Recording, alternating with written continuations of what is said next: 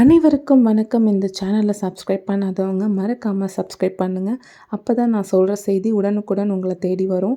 இப்போ சூரிய கிரகணம் பற்றி தான் பார்க்க போகிறோம். ஏப்ரல் 8 சூரிய கிரகணமானது நடக்க போகுது. இந்த கிரகணம் அப்படின்னா என்ன அப்படின்னா, சூரியன், சந்திரன், பூமி இது மூணும் ஒரே நேர்கோட்டில் சந்திக்கும் போது தான் கிரகணமானது ஏற்படுது. சூரிய கிரகணம் அப்படின்னா பூமிக்கும் சூரியனுக்கும் நடுவில் சந்திரனானது சூரியனை மறைக்கும் போது சூரிய கிரகணம் ஏற்படுகிறது.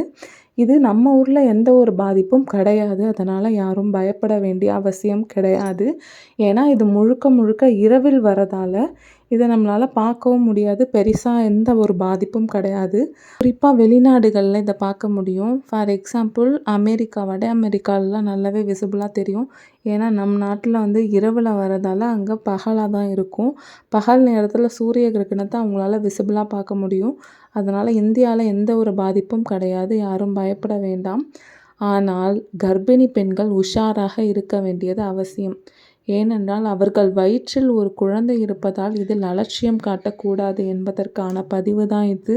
இந்த சூரிய கிரகணமானது இரவு 9:12க்கு தொடங்கி மறுநாள், அதாவது ஏப்ரல் 9 நள்ளிரவு 2:22க்கு முடியுது. அதனால் தூக்கத்திலே பாதி நேரம் போய்டுன்றதால எந்த ஒரு பயப்பட வேண்டிய விஷயமும் இதில் இல்லை.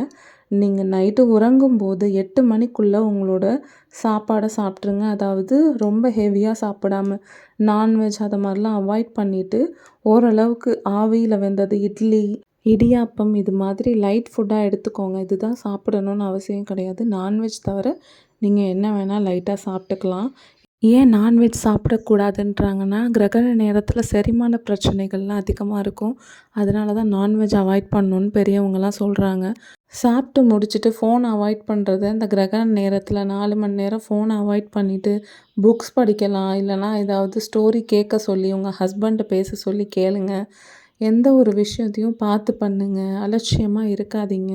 ஃபஸ்ட்டு ப்ரெக்னன்சி பயமாக இருக்குது, என்ன பண்ணுறதுனே தெரியல அப்படின்றவங்க உங்கள் இஷ்ட தெய்வத்தை வேண்டிட்டு விபூதியோ அது மாதிரி ஏதாவது வச்சுட்டு நீங்கள் தூங்க போயிடுங்க. இன்கேஸ் தூக்கம் வரல அப்படின்றவங்க உங்கள் பில்லோவுக்கு கீழே அருகம்புல் அப்படி இல்லைன்னா வேப்பிலையை வச்சுட்டு நீங்கள் தூங்குங்க. நல்லாவே தூக்கம் வரும். கிரகண நேரம் மட்டும் இல்லை, எப்போதும் நீங்கள் பண்ணலாம். தூக்கம் வரல அப்படின்றவங்க இதை ஃபாலோ பண்ணலாம். 8 மணிக்குள்ளே சாப்பிட்டுட்டு நீங்கள் தூங்கிறதுக்காக உங்கள் பெட்டுக்கு கரெக்டாக போயிடுங்க. அதுக்கப்புறமும் பசிக்குது, ஒரு 9 மணி 10 மணிக்கு பசிக்குதுன்றவங்க லிக்யூடாக எடுத்துக்கோங்க. ஃபார் எக்ஸாம்பிள் பால் குடிக்கிறது, ஜூஸ் குடிக்கிறது, தண்ணி குடிக்கிறது அதெல்லாம் கண்டிப்பாக குடிக்கலாம்.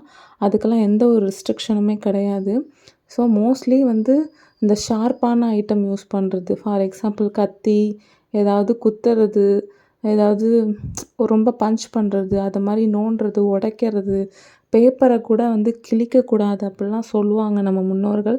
இந்த பாயில் உள்ள இதை கூட உடைக்கக்கூடாது இந்த டைம் அந்த கிரகண நேரத்தில் அப்படின்னு சொல்லுவாங்க. முன்னோர்கள் சொன்ன ஒரு ஒரு சின்ன விஷயத்துலேயும் கண்டிப்பான நிறைய 100 அர்த்தங்கள் இருக்கும்.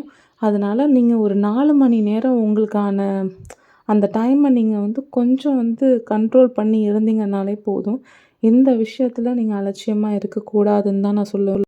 பிறகு மறுநாள் காலை குளிச்சுட்டு உங்களோட அன்றாட வேலைகளை சாமி கும்பிட்டு எப்போதும் போல் செய்ய ஆரம்பிக்கலாம்.